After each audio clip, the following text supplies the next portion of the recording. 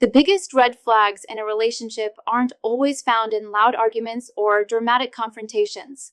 Sometimes, the most telling signs of trouble are hidden in plain sight, disguised as perfectly normal, everyday phrases. The truth is, the most sophisticated deceptions are often wrapped in the most ordinary words, spoken with a calm and convincing tone that leaves you questioning your own intuition. In any relationship, communication is the bedrock. It's the tool we use to build bridges of intimacy, to share our deepest vulnerabilities, and to forge a bond that can withstand life's challenges. But that very same tool can be used to do the exact opposite. It can be used to build walls, to create emotional distance, and to carefully manage your perception of reality. When a woman is being unfaithful, she is forced to live a double life. And maintaining that double life requires a masterful, often subconscious, control of language. It's not always about telling outright lies. More often, it's about the subtle art of misdirection, of using seemingly innocent phrases to conceal a hidden truth. This happens because of a powerful psychological force. When a person's actions are in direct conflict with their own self-image, for instance, the self-image of being a good, loyal partner, their mind works overtime to reduce that internal stress. Their language begins to warp to justify their behavior, to deflect your questions, and to normalize the abnormal, both to you and, crucially, to themselves. In this video, we are going to decode 5 of these seemingly innocent phrases. We will explore the psychological mechanics behind why they are used and what they can reveal. But before we begin, a critical word of caution is necessary. A single phrase, said once, means almost nothing. The power of these insights lies not in a single sentence, but in the pattern. It's about the context, the frequency, and whether these phrases are part of a larger, sudden shift in her behavior and attitude. This video is not a tool for accusation. It is a tool for awareness, designed to help you understand the complex dynamics that might be at play beneath the surface of your relationship. To truly understand why these phrases are so significant, we need to look at the powerful psychological engine that drives them. It's a well-documented principle called cognitive dissonance. This is the state of intense mental discomfort a person experiences when they hold two contradictory beliefs, or when their actions are in direct opposition to their values. In the context of infidelity, the cognitive dissonance is profound. On one hand, a woman has a core belief about herself. I am a good person. I am a loyal and faithful partner. On the other hand, she has an action that completely contradicts this belief. I am being unfaithful. This internal clash creates immense psychological tension, a kind of mental static that is deeply uncomfortable. The human mind instinctively seeks to resolve this tension, and since it's often too difficult to stop the behavior, the mind does the next best thing. It starts to change the narrative. It does this through a few key strategies. First, justification. She might internally reframe her actions by telling herself things like, my partner and I have been emotionally distant for years, or he doesn't truly see me or appreciate me, so I deserve to find happiness elsewhere. This makes the infidelity feel less like a choice and more like an unavoidable consequence. Second, minimization. She might downplay the significance of her actions, thinking, it's just a temporary thing, it doesn't mean anything, or it's purely physical, so it's not real cheating. And finally, and most importantly for our discussion, is misdirection. This is where the language she uses with you becomes a tool. The phrases she chooses are designed to shift your focus, control the conversation, and create a smokescreen that prevents you from getting too close to the uncomfortable truth. The 5 phrases we are about to dissect are all masterful examples of this psychological misdirection, each one engineered to protect her secret while maintaining an illusion of normalcy. The first one is perhaps the most clever, as it disguises itself as a positive and admirable change. The first phrase isn't just a sentence, it's a declaration, often delivered with a burst of newfound enthusiasm. It's some version of, I'm going to start really focusing on myself. I'm joining a new gym. I'm changing my diet. I'm finally going to get the wardrobe I've always wanted. On the surface, this is an incredibly positive and supportive statement. Any good partner would be thrilled to hear this. Self-improvement is a sign of a healthy mindset, a desire to grow, and a commitment to personal well-being. We want our partners to feel confident, strong, and happy in their own skin. Encouraging this is part of being a loving partner, and you should feel proud of her for taking these steps. In a healthy, transparent relationship, this kind of personal growth can even strengthen the bond between you, as you both support each other's goals. However, when this declaration comes out of nowhere and is part of a larger pattern of emotional distancing, it can be a significant psychological red flag. The key question you must ask yourself is not what is she doing, but why is she doing it now? The hidden psychological driver here can often be traced to what is known as mate value. When a person develops a romantic interest in someone new, a powerful, almost primal switch is flipped. Suddenly, they are no longer just maintaining their appearance for themselves or for their established partner. They are competing again. They are re-entering the mating market, even if it's just for the attention of one specific person. This creates a surge of motivation that can seem almost obsessive. It's a drive to present the most attractive version of themselves to this new source of validation. Furthermore, this new, all-consuming routine provides the perfect, socially acceptable alibi. "I'll be late tonight. I have my new advanced spin class" is a far more palatable excuse than "I'll be late because I'm with someone else." These activities create legitimate, unquestionable blocks of time in her schedule where she is unaccountable. So, how do you distinguish genuine self-improvement from a convenient cover story? It all comes down to the contextual clues. First, consider the speed and intensity. Did this new passion arise gradually, or did it appear overnight with an almost manic energy? A sudden, obsessive focus on her appearance that seems out of character is a warning sign. Second, observe the level of transparency. Is she open and excited to share details about her new routine, or does she become vague and defensive? If you ask a simple, interested question like, "How is your new class?" and you're met with a short, dismissive answer like, "Fine," it's a signal that she may not want you looking too closely. Third, look for the intersection with technology. Does this new gym routine coincide with her phone suddenly becoming a fortress? Is it always face down, on silent, or password protected when it never was before? And finally, and most importantly, does this self-improvement project lead to more connection or more disconnection between you? A partner who is genuinely growing will often want to share that growth. She might say, "Let's try cooking this new healthy recipe together," or "You should come try this gym with me sometime." But if her self-improvement journey feels like a solo mission that consistently and deliberately excludes you, creating more and more distance, then it may not be about self-improvement at all. It may be about building a separate life. The second phrase is a classic, and its power lies in its emotional weight. It's a statement that is almost impossible to argue with. "I don't know. I just feel like I need some space for myself right now." Let's be perfectly clear. The need for personal space in a long-term relationship is not just normal, it is absolutely essential. No two people, no matter how deeply in love, can be everything to each other 24 hours a day. Time apart to pursue individual hobbies, to decompress from work, or to simply be alone with one's thoughts is crucial for mental health and helps prevent codependency. In a secure and healthy partnership, a request for space is understood and respected. It's seen not as a rejection, but as a necessary act of self-care that ultimately benefits the relationship. The danger, however, emerges when the concept of space is no longer a request for healthy solitude, but is transformed into a psychological weapon.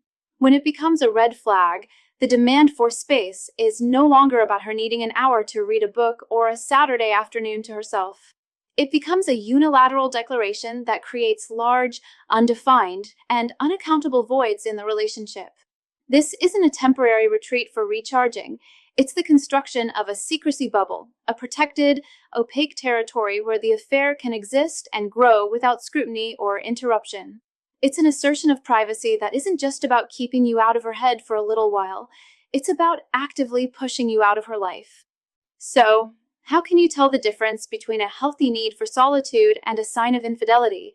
Again, it all comes down to the context and the accompanying behaviors. First, pay attention to the timing and tone. Did this need for space arise suddenly, especially after a period of closeness or during a time when you were trying to address problems in the relationship? Is it delivered not as a gentle request, but as a firm, non-negotiable demand?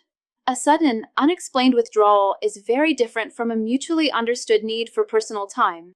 Second, look at the vagueness of the explanation. A healthy request for space is often specific.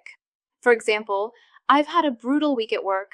I just need a quiet evening to myself to decompress. But a suspicious demand for space is often shrouded in ambiguity. I just need to get away, or I need to figure things out, are phrases that create a fog of uncertainty, leaving you with no clear understanding of what's happening. Third, does this space serve a purpose of avoidance? Is she using her need for time alone as a reason to duck important conversations about the future, your emotional connection, or intimacy? If I need space becomes her go-to response anytime you try to get closer, it's a powerful defensive maneuver. Finally, consider the aftermath. After a healthy period of time apart, partners usually come back together feeling refreshed and more eager to connect. But if her space only seems to lead to more distance, more silence, and a greater sense of detachment when she is around, then that space is not being used to recharge her connection to you. It's likely being used to build her connection with someone else. Our third phrase is psychologically fascinating because it's so counterintuitive. It's not about hiding a secret name, but about saying it openly and frequently. It's the casual name drop, woven into everyday conversation. Oh, Mark from accounting helped me with that report. He's actually really smart. Or, I was telling Mark about that funny movie we saw, and he thought it was hilarious. This tactic is a brilliant example of a psychological strategy known as truth as a shield. It operates on the logic that the best way to hide something is to put it right out in the open where no one would ever think to look. The cheater mentions the affair partner's name in mundane, innocent contexts to create an illusion of complete transparency. The underlying, subconscious message she is sending you is, if I were hiding something illicit with Mark, why on earth would I be talking to you about him all the time? That would be crazy. It's a preemptive strike, designed to neutralize any potential suspicion before it even has a chance to form in your mind. By normalizing the person's name and integrating them into the fabric of her daily narrative, she makes them seem like a harmless, non-threatening part of her world. This technique is also a subtle but powerful form of gaslighting. It's designed to make you, the faithful partner, feel irrational and paranoid if you ever dare to question the relationship. Imagine a scenario where, after hearing about Mark for weeks, you finally voice a flicker of concern. You might say, you seem to talk about Mark a lot. Her defense is already built in. She can immediately turn the tables, expressing shock and disappointment. Mark? My coworker? I can't believe you're so jealous and insecure. I thought I could talk to you about my day, but I guess I can't. In that single exchange, your valid observation, based on a legitimate pattern of behavior, is reframed as your personal flaw. You are now the one with the problem, not her. You're the jealous one, the insecure one, the irrational one. And because her logic seems so plausible, why would I talk about him if I were cheating? You may even start to believe her and doubt your own gut feeling. So, what are the specific red flags to listen for? First, pay attention to the frequency and context. Is the same name popping up constantly, even in stories where their presence doesn't seem particularly relevant? It's one thing to mention a coworker who helped on a major project. It's another to mention their opinion on a movie, a restaurant, or a personal problem. Second, observe her emotional tone and body language. When she says the name, do you notice a subtle shift in her energy? A slight smile she can't suppress, a light in her eyes, or a more animated and engaged tone of voice. This emotional tell can reveal that the name carries a significance far beyond that of a mere colleague or friend. Finally, listen for subtle comparisons. Does she ever use this person as a benchmark to subtly critique you? For example, Mark is so great at planning things. He's so organized, especially if organization is not your strong suit. These seemingly innocent compliments can be passive-aggressive expressions of a desire she feels is being fulfilled elsewhere. The fourth phrase is another masterful piece of psychological misdirection, disguising a selfish motive as a selfless and caring gesture. It's what we can call the unsolicited freedom pass, and it sounds something like this.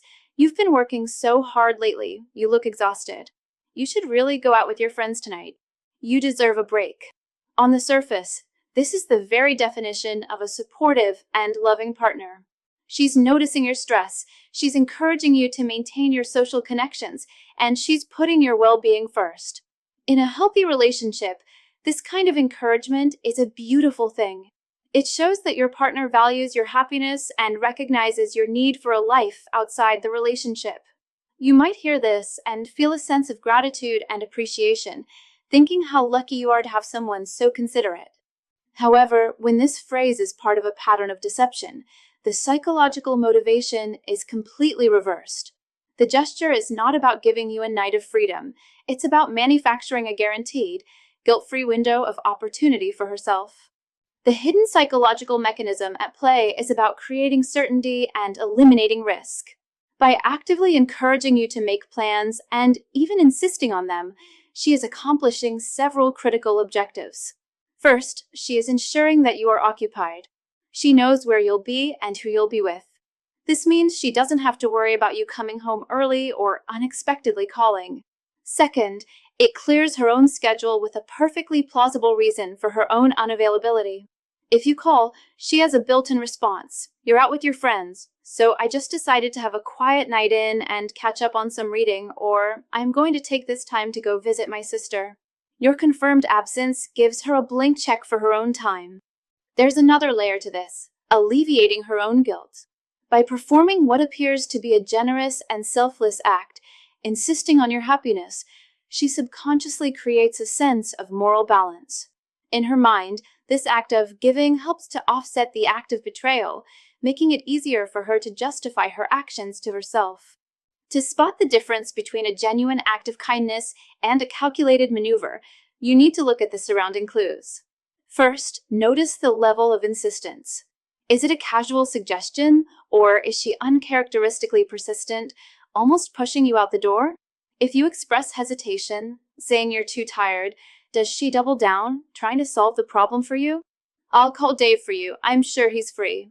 This level of urgency is a major red flag. Second, observe her reaction when you agree to the plan. Is there a sense of genuine happiness for you, or is there a flicker of relief in her eyes?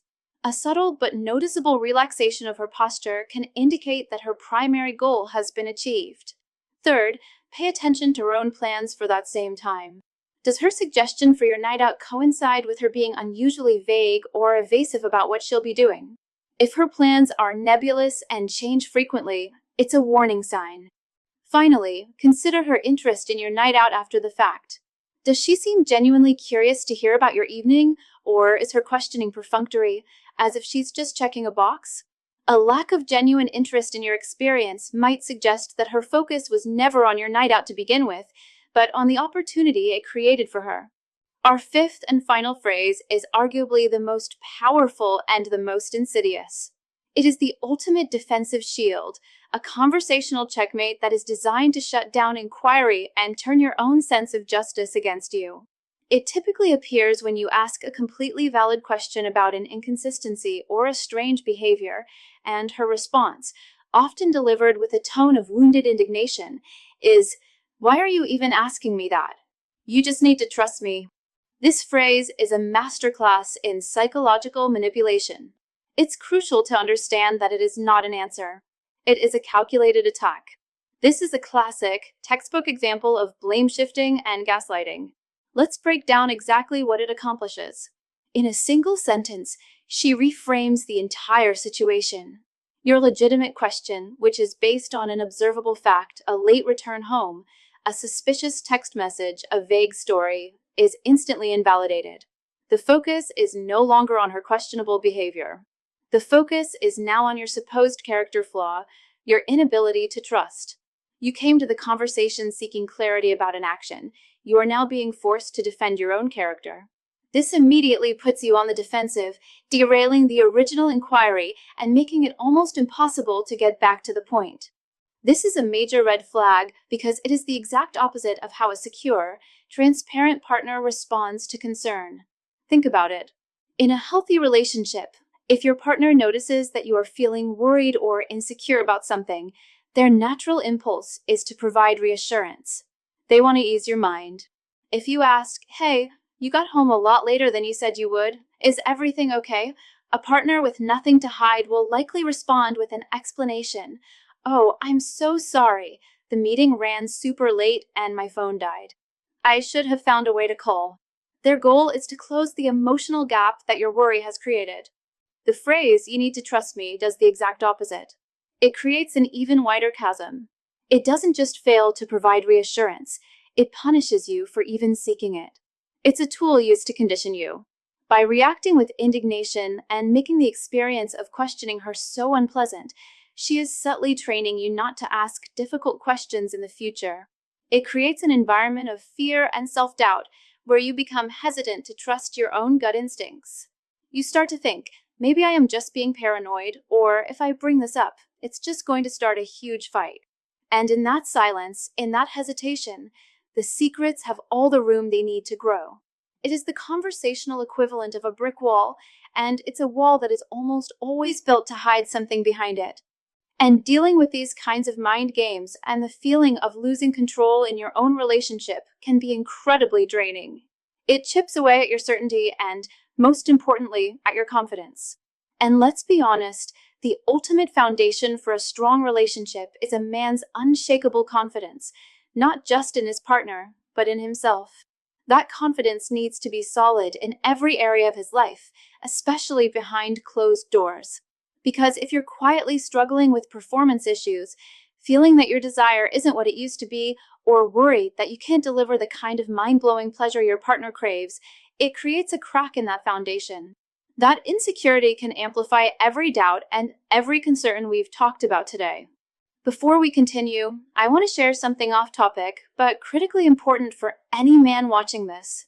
If you want to restore that rock-solid, youthful confidence in the bedroom, there is a powerful, 100% natural 7-second home remedy that is changing the lives of tens of thousands of men. It addresses the real, scientific root cause of male performance problems without any pills or injections. This is for the men who want to feel like a king in the bedroom again. Point your phone's camera at the QR code on your screen right now to watch a short, eye-opening video that explains how it works. You will be shocked at how simple it is. I've also pinned a direct link to this video at the very top of the comments below. Again, point your camera at the QR code or click the link in the pinned comment. It is absolutely worth your time. So, there you have them. 5 phrases that, on the surface, can seem perfectly innocent, but in the right context, can signal a deep and troubling deception. From the sudden, obsessive drive for self-improvement and the unilateral demand for space, to the counterintuitive name-dropping, the unsolicited freedom pass, and the ultimate defensive shield of "you need to trust me." Each of these can be a verbal clue pointing to a hidden truth. But as we've emphasized throughout this discussion, the true danger rarely lies in a single, isolated phrase. The real red flag is the pattern. It's the sudden and consistent convergence of this new language with other behavioral shifts. Think of these phrases as the soundtrack to a larger movie. If the movie also includes scenes of her guarding her phone obsessively, a noticeable withdrawal of emotional intimacy, unexplained changes in her routine, and a general feeling of growing distance, then the soundtrack starts to make a lot more sense. These words are the smoke that can lead you to the fire. But what do you do with this awareness? It's tempting to take this knowledge and use it as ammunition for a direct, gotcha confrontation. But this approach rarely leads to a productive outcome. An accusation, even a well-founded one, will almost always be met with denial and defensiveness. Instead, a healthier and more effective path is to use these observations as the reason to address the feeling of distance in the relationship, rather than the suspected action. Instead of leading with "you said this," which means you're cheating, try leading with your own vulnerability. Use I statements. For example, lately, I've been feeling a real disconnect between us, and it's been making me feel worried and insecure. I want to understand what's been going on. This approach isn't about pointing a finger. It's about opening a door. It shifts the goal from winning an argument to understanding the truth about the health of your relationship, whatever that truth may be. If this video gave you a new perspective on the subtleties of communication in relationships, subscribe for more deep dives into relationship psychology. Your awareness is your greatest asset. And now, I want to hear from you. Have you ever experienced these phrases in a relationship, and what was the context? Share your thoughts and experiences in the comments below. Let's create a community of awareness together.